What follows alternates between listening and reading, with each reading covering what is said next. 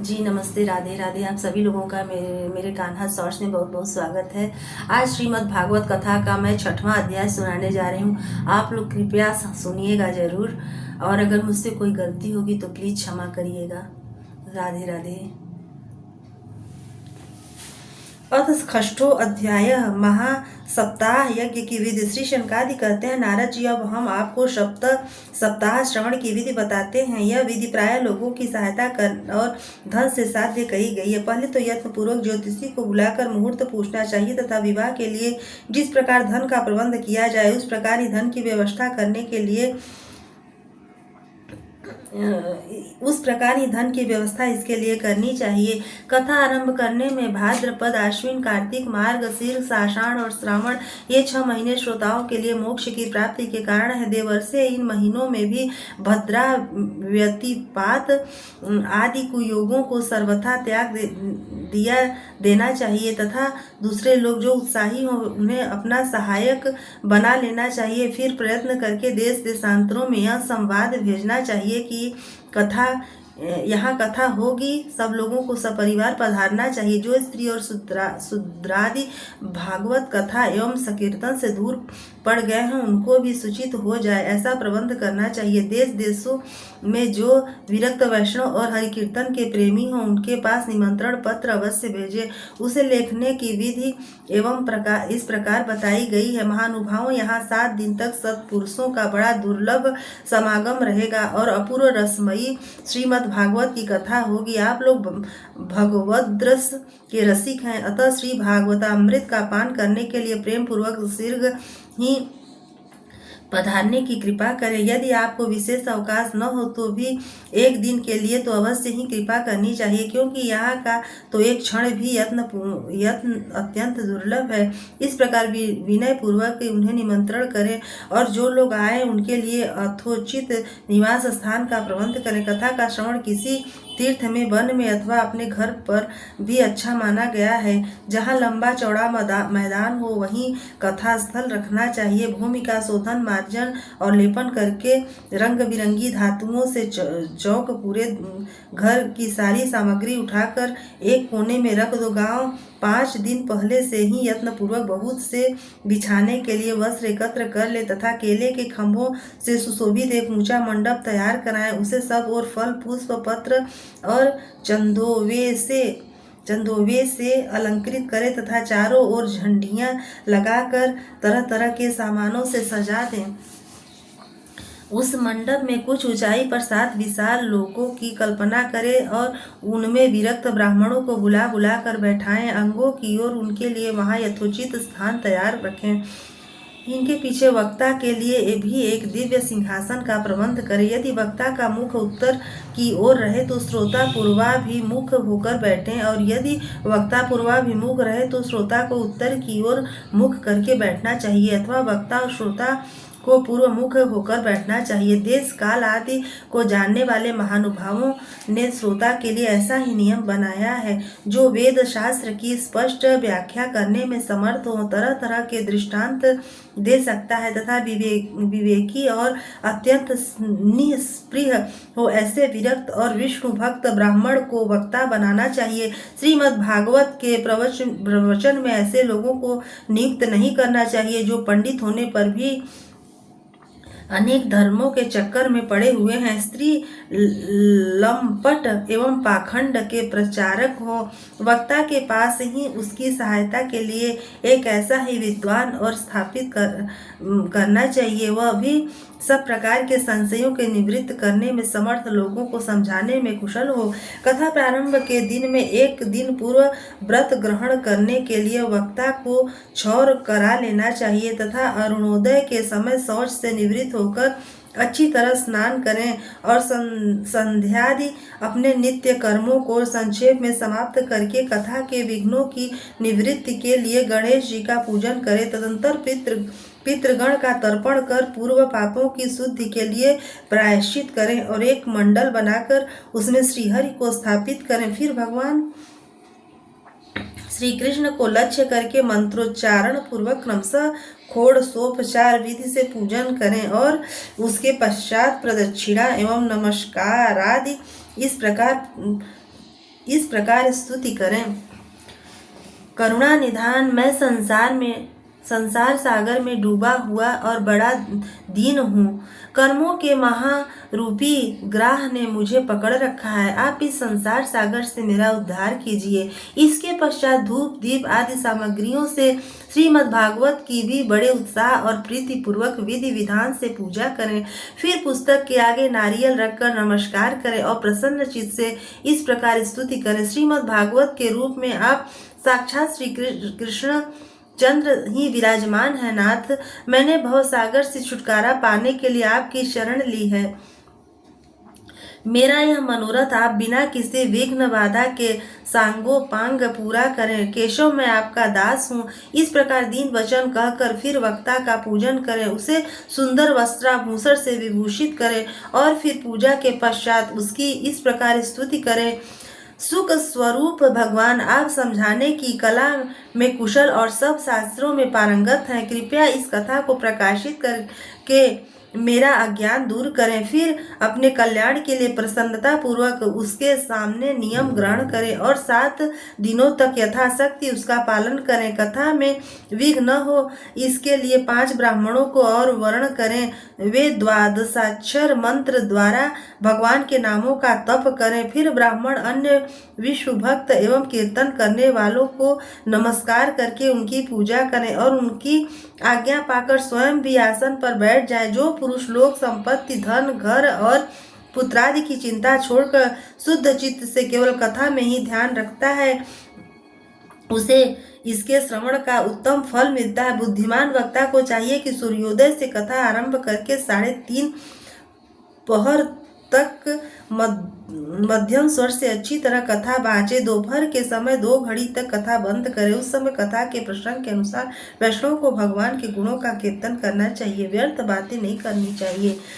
कथा के समय मल मूत्र के वेग को काबू में रखने के लिए अल्पाहार सुखकारी होता है।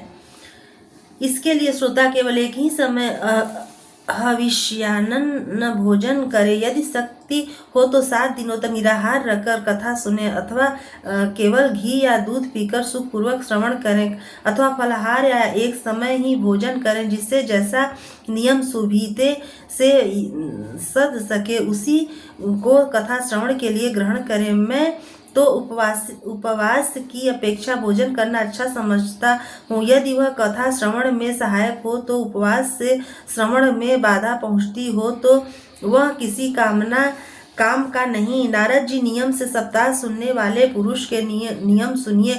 विश्व भक्त को दीक्षा से रहित पुरुष कथा श्रवण का अधिकारी नहीं है। जो पुरुष नियम से कथा सुने उसे ब्रह्मचर्य से रहना, भूमि पर सोना और नित्य प्रति कथा समाप्त होने पर पत्तल में भोजन करना चाहिए। दाल, मधु, तेल, गरिष्ठ अन्न, भाव दूषित पदार्थ और बासी अन्न, इनका उसे सर्वदा ही त्याग करना चाहिए। काम, क्रोध, मद, मान, मत्सर, लोभ, दंभ, मोह और द्वेष को तो अपने पास भी नहीं भटकने देना चाहिए। वह वेद, वैष्णव, ब्राह्मण, गुरु, गोसेवक तथा स्त्री, राजा और महापुरुषों की निंदा से भी बचे। नियम से कथा सुनने वाले पुरुष को रजस्वला स्त्री, अत्यंत म्लेच्छ, पतित, गायत्रीहीन, द्विज, ब्राह्मणों से द्वेष करने वाले तथा वेद को न मानने वाले पुरुषों से बात नहीं करनी चाहिए। सर्वदा सत्य, शौच, दया, मौन, सरलता, विनय और उदारता का बर्ताव करना चाहिए। धनहीन, क्षय रोगी, किसी अन्य रोग से पीड़ित, भाग्यहीन, पापी, पुत्रहीन और मुमुक्षु भी यह कथा श्रवण करे। जिस स्त्री का रजो दर्शन रुक गया हो, जिसके एक ही संतान होकर रह गई हो, जो बांझ हो, जिसकी संतान होकर मर जाती हो, जिसका गर्भ गिर जाता हो, वह यत्नपूर्वक इस कथा को सुने। ये सब यदि विधि विधान कथा सुने तो इन्हें अच्छे फल की प्राप्ति हो सकती है। यह अत्युत्तम, दिव्य तथा करोड़ों यज्ञों का फल देने वाली है। इस प्रकार इस व्रत की विधियों का पालन करके फिर उद्यापन करें। जिन्हें इसके विशेष फल की इच्छा हो वे जन्माष्टमी व्रत के समान ही इस कथा व्रत का उद्यापन करें। किंतु जो भगवान के अकिंचन भक्त हैं उनके लिए उद्यापन का कोई आग्रह नहीं है। वे श्रवण से ही पवित्र हैं, क्योंकि वे तो निष्काम भगवत भक्त हैं। इस प्रकार जब सप्ताह यज्ञ समाप्त हो जाए तब श्रोताओं को अत्यंत भक्तिपूर्वक पुस्तक और वक्ता की पूजा करनी चाहिए। फिर वक्ता श्रोताओं को प्रसाद तुलसी और प्रसादी मालाएं दी तथा सब लोग मृदंग और झांझ की मनोहर ध्वनि से सुंदर कीर्तन करें, जय जयकार, नमस्कार और शंख ध्वनि का घोष कराया था। ब्राह्मण और याचकों को धन और अन्न दे। श्रोता विरक्त हो तो कर्म की शांति के लिए दूसरे दिन गीता पाठ करें। गृहस्थ हो तो हवन करें।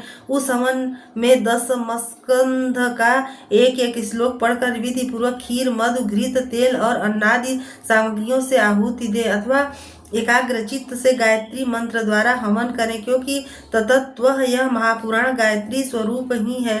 होम करने की शक्ति न हो तो उसका फल प्राप्त करने के लिए ब्राह्मणों को हवन सामग्री दान करें तथा नाना प्रकार की त्रुटियों को दूर करने के लिए और विधि से फिर जो न्यूनाधिकता रह गई हो उसके दोषों की शांति के लिए विष्णु सहस्त्र नाम का पाठ करें। उससे सभी कर्म सफल हो जाते हैं, क्योंकि कोई भी कर्म इससे बढ़कर नहीं है। फिर बाहर ब्राह्मणों को खीर और मधु आदि उत्तम उत्तम पदार्थ खिलाएं और व्रत की पूर्ति के लिए गौ और सुवर्ण का दान करें। समर्थ हो तो 3 तोले सोने का एक सिंहासन बनवाएं, उस पर सुंदर अक्षरों में लिखी हुई श्रीमद् भागवत की पोथी रखकर उसकी आवाहनादि विविध उपचारों से पूजा करें और फिर जितेंद्रिय आचार्य को उसका वस्त्र, आभूषण एवं गंधादि से पूजन कर दक्षिणा के सहित समर्पण कर दे।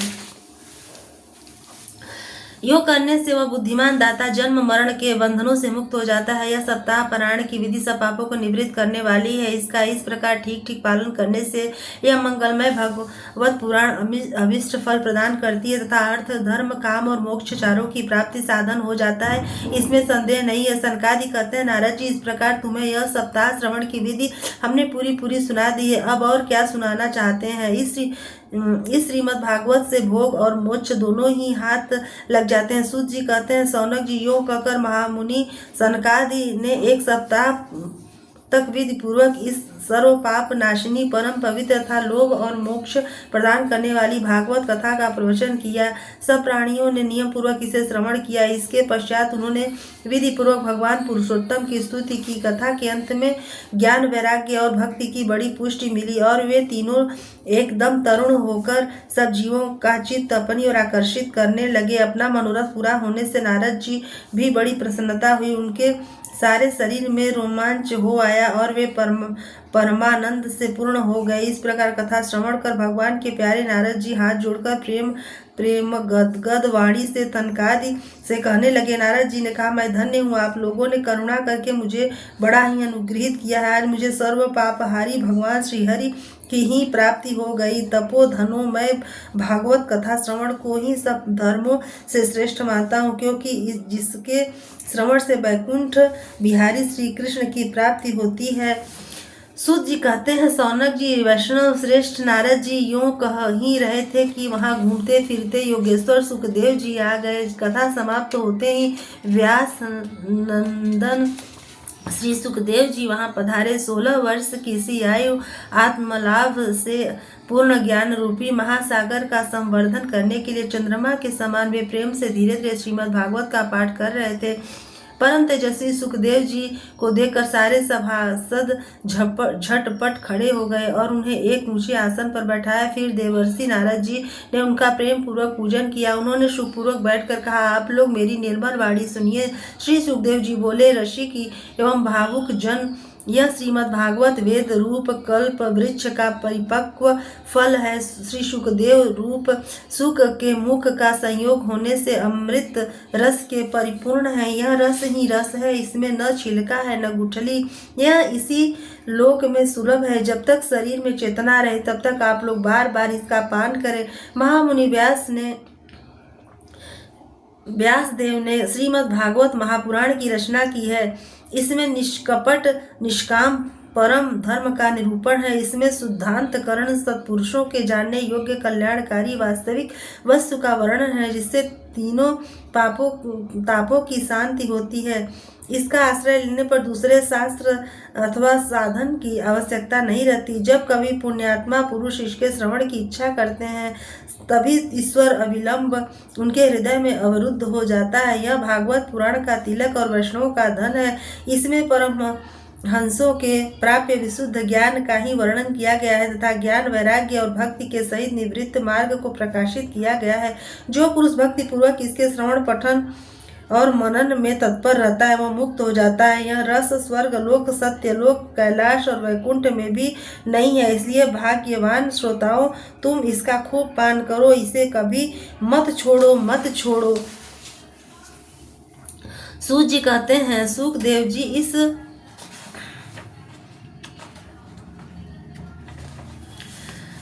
श्री सुखदेव जी इस प्रकार कह ही रहे थे कि उस समय सभा के बीचों बीच प्रहलाद, बलि, उद्भव और अर्जुन आदि पार्षदों के सही साक्षात श्री हरि प्रकट हो गए। तब देवर्षि नारद ने भगवान और उनके भक्तों को यथोचित पूजा की। भगवान को प्रसन्न देखकर देवर्षि ने उन्हें एक विशाल सिंहासन पर बैठा दिया और सब लोग उनके सामने कीर्तन करने लगे। उस कीर्तन को देखने के लिए श्री पार्वती जी के सहित महादेव जी और ब्रह्मा जी भी आए। कीर्तन आरंभ हुआ। प्रहलाद जी तो चंचल गति होने के कारण करताल बजाने लगे। उद्धव जी ने झांझे उठा ली। देवर्षि नारद वीणा की ध्वनि करने लगे। स्वर विज्ञान में कुशल होने के कारण अर्जुन राग लापने लगे। इंद्र ने मृदंग बजाना आरंभ किया। सनकादि बीच बीच में जयघोष करने लगे और इन सबके आगे सुखदेव जी तरह तरह की सरस अंग भंगी करके भाव बताने लगे। इन सब के बीच में परम तेजस्वी भक्ति ज्ञान और वैराग्य नटों के समान नाचने लगे। ऐसा अलौकिक कीर्तन करके भगवान प्रसन्न हो गए और इस प्रकार कहने लगे, मैं तुम्हारी इस कथा से कीर्तन से बहुत प्रसन्न हूँ। तुम्हारे भक्ति भाव ने इस समय मुझे अपने वश में कर लिया है। तब तुम लोग मुझसे वर मांगो। भगवान के ये वचन सुनकर सब लोग बड़े प्रसन्न हुए और प्रेमार्ध चित्त से भगवान से कहने लगे, भगवान हमारी अभिलाषा है कि भविष्य में भी जहाँ कहीं सप्ताह कथा हो वहाँ आप इन पार्षदों के सहित अवश्य पधारे। हमारा यह मनोरथ पूर्ण कर दीजिए। भगवान तथास्तु कहकर अंतर्धान हो गए। इस के पश्चात नारद जी ने भगवान तथा उनके पार्षदों के चरणों को लक्ष्य करके प्रणाम किया और फिर सुखदेव जी आदि तपस्वियों को भी नमस्कार किया। कथामृत का पान करने से सब लोगों को बड़ा ही आनंद हुआ। उनका सारा मोह नष्ट हो गया। फिर वे सब लोग अपने अपने स्थानों को चले गए। उस समय सुखदेव जी ने भक्ति को उसके पुत्रों सहित अपने शास्त्र में स्थापित कर दिया। इसी से भागवत का सेवन करने से श्री हरि वैष्णवों के हृदय में आ विराजते हैं। जो लोग दरिद्रता के दुख ज्वर की ज्वाला से दग्ध हो रहे हैं, जिन्हें माया पिशाची ने रौंद डाला है, जो संसार समुद्र में डूब रहे हैं, उनका कल्याण करने के लिए श्रीमद् भागवत सिंहनाद कर रहा है। सौनक जी ने पूछा, सुत जी, सुखदेव जी ने राजा परीक्षित को, गोकर्ण ने धुंधुकारी को और शनकादि ने नारद जी को किस किस समय यह ग्रंथ सुनाया था, यह मेरा संशय दूर कीजिए। सूत जी ने कहा, भगवान श्री कृष्ण के स्वधा मगमन के बाद कलयुग के 30 वर्ष से कुछ अधिक बीत जाने पर भाद्रपद मास की शुक्ला नवमी को सुखदेव जी ने कथा आरंभ की थी। राजा परीक्षित के कथा सुनने के बाद कलयुग के 200 वर्ष बीत जाने पर आषाढ़ मास की शुक्ला नवमी को गोकर्ण जी ने यह कथा सुनाई थी। इसके पीछे कलयुग के 30 वर्ष और निकल जाने पर कार्तिक शुक्ला नवमी से सनकादि ने कथा आरंभ की थी। निष्पाप सौनक जी, आपने जो कुछ पूछा था उसका उत्तर मैंने आपको दे दिया। इस कलयुग में भगवान भागवत की कथा भव रोगों की रामबाण औषधि है। संत जन, आप लोग आदर पूर्वक इस कथामृत का पान कीजिए। यह श्री कृष्ण को अत्यंत प्रिय, संपूर्ण पापों का नाश करने वाला, मुक्ति का एक मात्र कारण और भक्ति को बढ़ाने वाला है। लोग में यह कल्याणकारी साधनों का विचार करने और तीर्थों का सेवन करने से क्या होगा।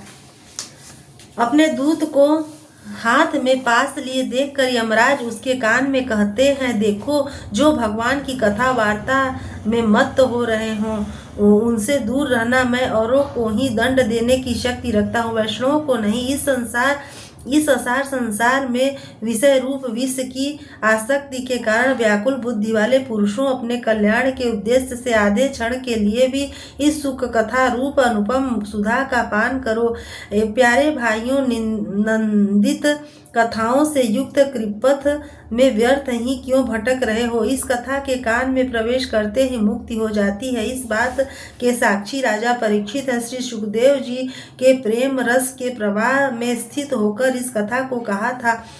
इसका जिसके कंठ में संबंध हो जाता है वो वैकुंठ का स्वामी बन जाता है। शौनक जी, मैंने अनेक शास्त्रों को देखकर आपको यह परम गोप्य रहस्य अभी अभी सुनाया है। सब शास्त्रों के सिद्धांतों का यही निचोड़ है। संसार में इस सुख शास्त्र से अधिक पवित्र और कोई वस्तु नहीं है। अतः आप लोग परमानंद की प्राप्ति के लिए इस द्वादश स्कंध रूप रस का पान करें। जो पुरुष नियम पूर्वक इस कथा का भक्ति भाव से श्रवण करता है और शुद्ध निशान और जो शुद्धांत कारण भगवत भक्तों के सामने इसे सुनाता है, वे दोनों विधि का पूरा पालन करने के कारण इसका यथार्थ फल पाते हैं। उनके लिए त्रिलोकी में कुछ भी असाध्य नहीं रह जाता है।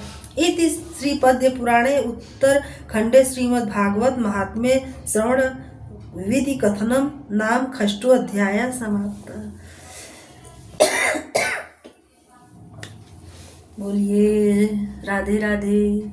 श्री कृष्ण गोविंद हरे मुरारे, हे नाथ नारायण वासुदेव श्री। आगे की कथा कल हम सुनेंगे। सभी लोगों को राधे राधे।